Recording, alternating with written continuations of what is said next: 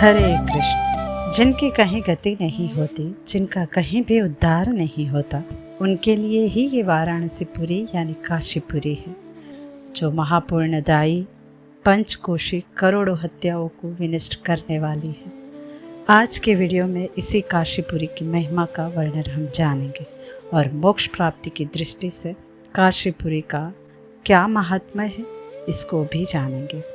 वैसे तो सभी पुराणों में काशी के महात्म्य का वर्णन हमें देखने को मिलता है, लेकिन हम यहाँ पर श्रावण मास में शिव की महिमा को समझ रहे हैं, तो हम इसका संदर्भ शिव महापुराण की कोटि रुद्र संहिता के 22वें और 23वें अध्याय से ले रहे हैं, जो इस प्रकार से है। सूत जी ऋषिगणों को जानकारी देते हुए कहते हैं कि हे ऋषिगणों, अब भगवान विश्वेश्वर के महापाप नाशक महात्म्य का वर्णन करूँगा। आप लोग ध्यान से सुनिएगा। इस संसार में जो भी वस्तु मात्र दिखाई देती है, वह चिदानंद स्वरूप निर्विकार एवं सनातन है। अपने केवल्य यानी अद्वैत भाव में ही रमने वाले उस परमेश्वर को दूसरा रूप वाला होने की इच्छा हुई, यानी कभी उस परब्रह्म परमेश्वर ने अपना दूसरा रूप बनाने की इच्छा प्रकट की, तो वही सगुण हो गया, जो शिव नाम से कहे जाते हैं। यानी यहाँ पर स्पष्ट रूप से ये कहा गया है कि भगवान सदाशिव जो अखिल सृष्टि के उत्पत्ति करता है, तो उनका मूल रूप केवल्य भाव यानी अद्वैत भाव से ओतप्रोत है। यही निराकार निर्गुण ब्रह्म है। ये वही स्त्री तथा पुरुष के भेद से दो रूपों में हो गए। उनमें जो पुरुष था वो शिव कहा गया, और जो स्त्री थी वह शक्ति कही गई। उन दोनों अदृष्ट चित्त तथा आनंद स्वरूप यानी शिव शक्ति द्वारा स्वभाव से प्रकृति तथा पुरुष भी निर्मित किए गए। जब इस प्रकृति एवं पुरुष ने अपने जननी एवं जनक को नहीं देखा, तब वे महान संशय में पड़ गए।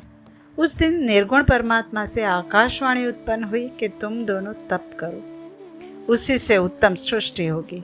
तब प्रकृति पुरुष ने कहा, हे प्रभु, हे शिव, तप करने के लिए कोई स्थान ही नहीं है, फिर हम दोनों आपकी आज्ञा से कहाँ स्थित हो करके तप करें। तब निर्गुण शिव ने अंतरिक्ष में स्थित सभी सामग्रियों से समन्वित संपूर्ण तेजों का सारभूत 5 कोश परिमाण यानी क्षेत्रफल वाला एक शुभ तथा सुंदर नगर बनाया। फिर उसके बाद उस नगर को उस पुरुष के समीप भेज दिया जो तप करने के लिए तत्पर थे। तब वहाँ स्थित होकर पुरुष रूप विष्णु जी ने सृष्टि की कामना से उन शिव का ध्यान करते हुए बहुत काल पर्यंत तप किया। फिर तपस्या के श्रम से विष्णु जी के शरीर से अनेक जलधाराएं उत्पन्न हो गई, और उनसे सारा शून्य जो सृष्टि का था वह भर गया। उस समय कुछ भी दिखाई नहीं पड़ रहा था। तब इस आश्चर्य को देखकर विष्णु जी ने अपना सिर हिला दिया। तभी उसी समय विष्णु जी के कान से एक मणि गिर पड़ी। वही मणिकर्णिका नाम से एक महान तीर्थ हो गया, और जब वह पंचक्रोशात्मिका नगरी उस जल राशि में डूबने लग गई, यहाँ पर स्थित होकर विष्णु जी तप कर रहे थे, तब निर्गुण शिव ने उसे शीघ्र ही अपने त्रिशूल पर धारण कर लिया।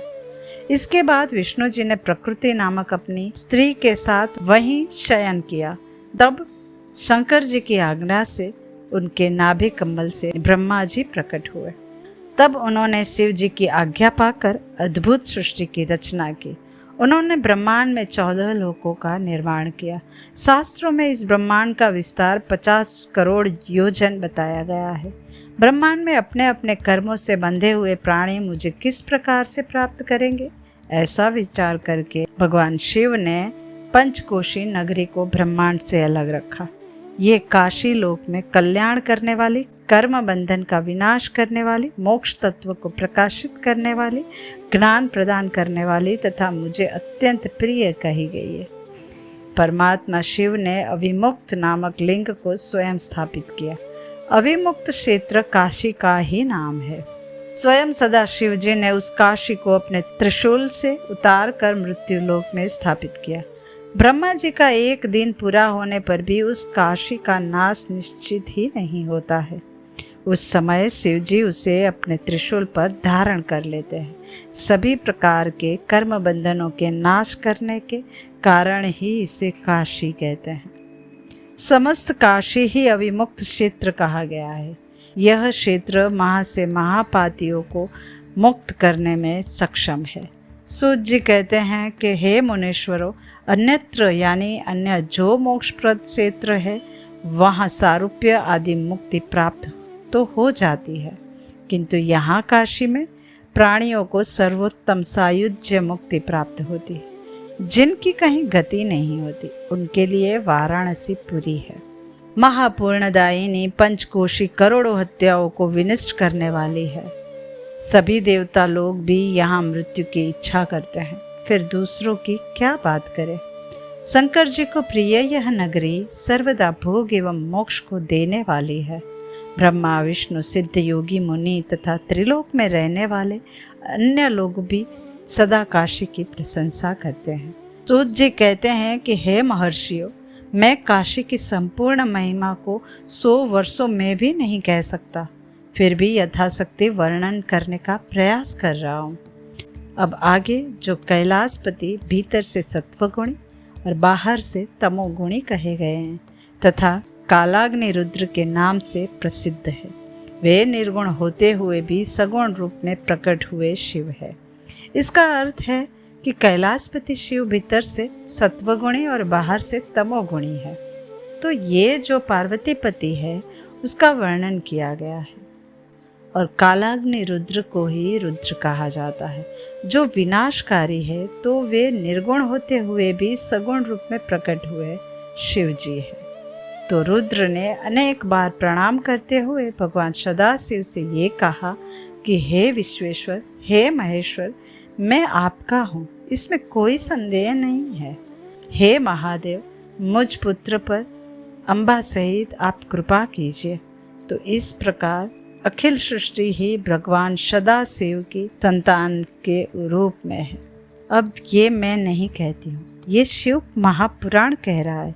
जिन्हें भी शंका हो तो वो शिव महापुराण के कोटि रुद्र संहिता देख सकता है। तो रुद्र जी बार बार कहते हैं कि हे विश्वेश्वर, मैं आपका ही हूँ। हे जगतपते, लोक कल्याण की कामना से आप यहाँ पर सदा निवास कीजिए और सबका उद्धार कीजिए। मैं आपसे यही प्रार्थना करता हूँ। तो इस प्रकार रुद्रदेव सदाशिव से ये प्रार्थना कर रहे हैं कि आप ही इस अविमुक्त क्षेत्र में सदा सदा के लिए निवास करिए।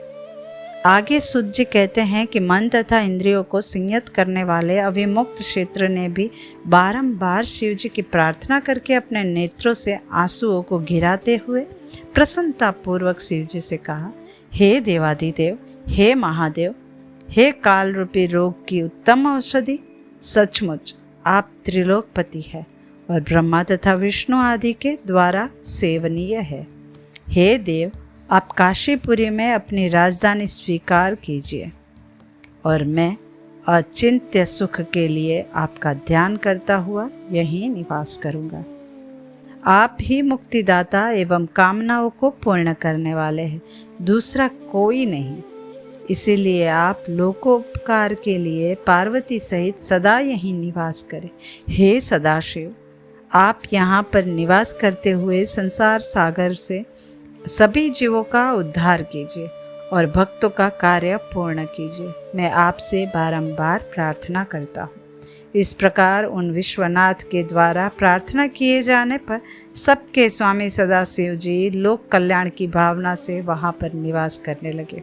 जिस दिन से सदाशिव काशी में आए तभी से वह काशी सर्वश्रेष्ठ हो गई।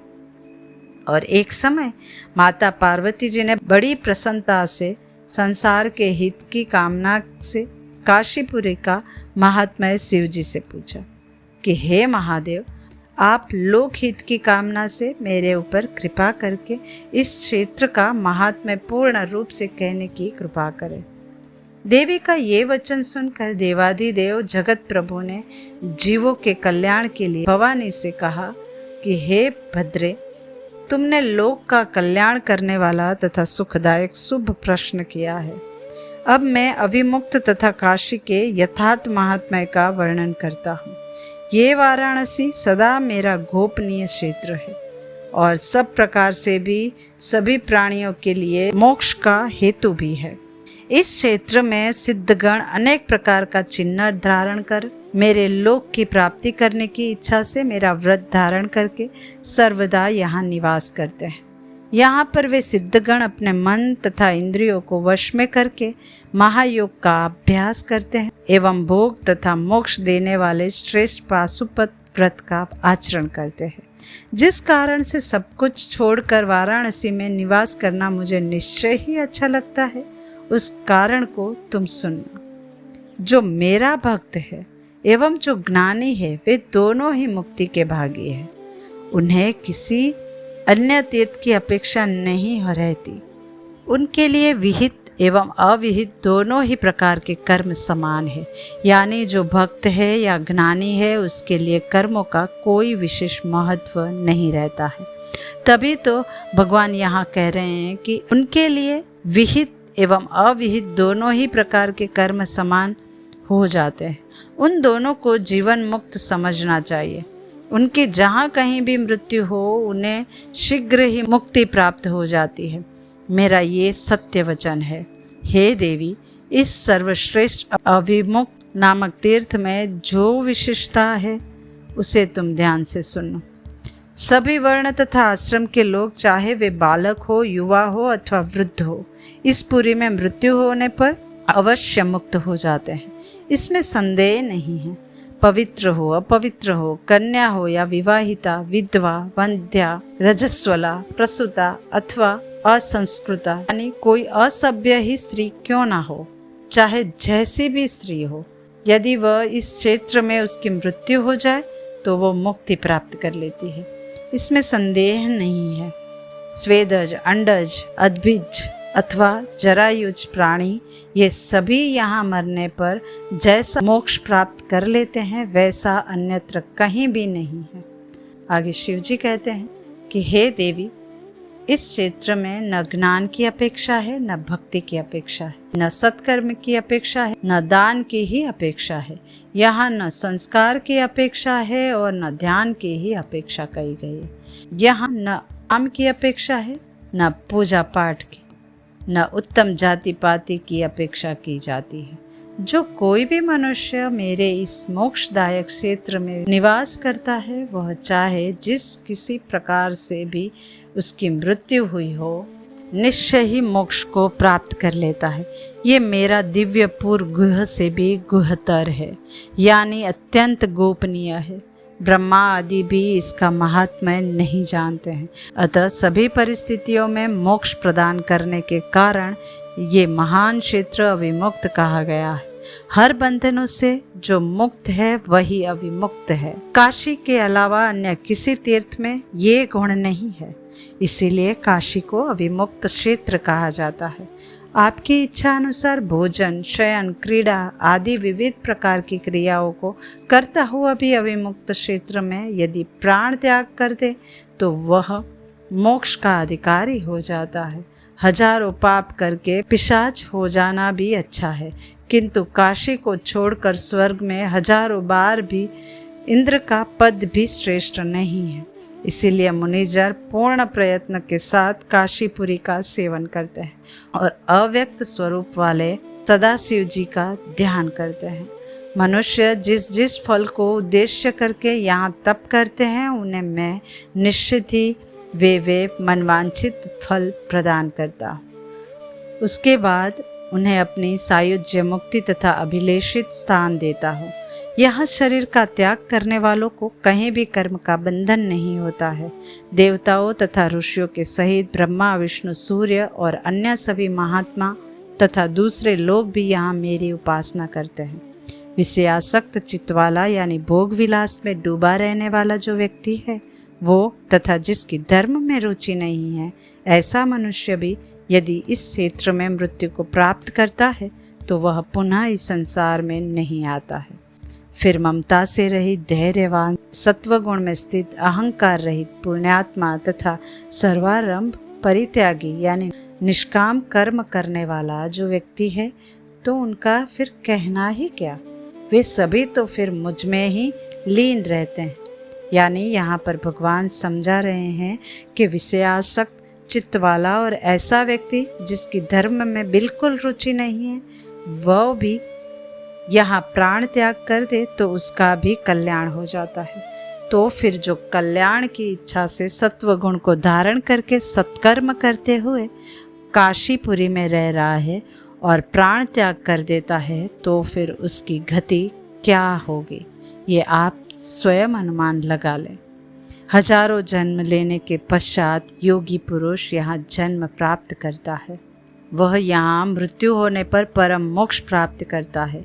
हे पार्वती, यहाँ पर मेरे भक्तों ने अनेक लिंग स्थापित किए हैं जो कामनाओं को पूर्ण करने वाले एवं मोक्ष देने वाले हैं। ये क्षेत्र चारों दिशाओं में सभी और 5 कोस तक फैला हुआ कहा गया है। इसमें कहीं भी मृत्यु होने पर प्राणी को अमृतत्व की प्राप्ति होती है। इसे जानकर मनुष्य को अविमुक्त क्षेत्र का विधिवत सेवन करना चाहिए। तो इस प्रकार से आपने देखा कि भगवान शिव ने कैसे काशीपुरी की रचना की, फिर कैसे उसे त्रिशूल से उतार कर इस मृत्यु लोक में स्थापित किया और काशीपुरी की क्या महिमा है, कैसे यहाँ पर कोई भी प्राणी सरलता से मुक्ति को प्राप्त कर सकता है, ये भी जानकारी आपको आज के इस ज्ञान से अवश्य ही प्राप्त हो गई होगी। हमारा उद्देश्य सनातन वैदिक साहित्य के ज्ञान को जन जन तक पहुँचाना है और इसमें आप भी हमारे साथ जुड़ना चाहते हैं तो लिंक डिस्क्रिप्शन बॉक्स में दी गई है, आप हमसे जुड़ सकते हैं।